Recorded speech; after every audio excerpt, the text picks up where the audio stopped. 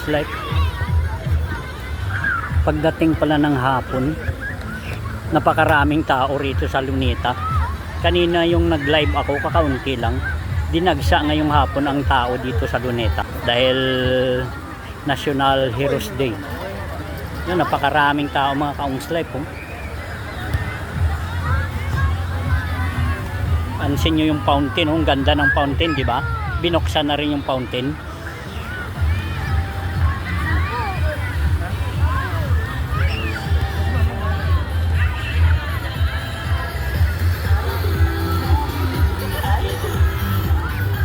Ang daming tao. Oh, ang daming tao. Yan.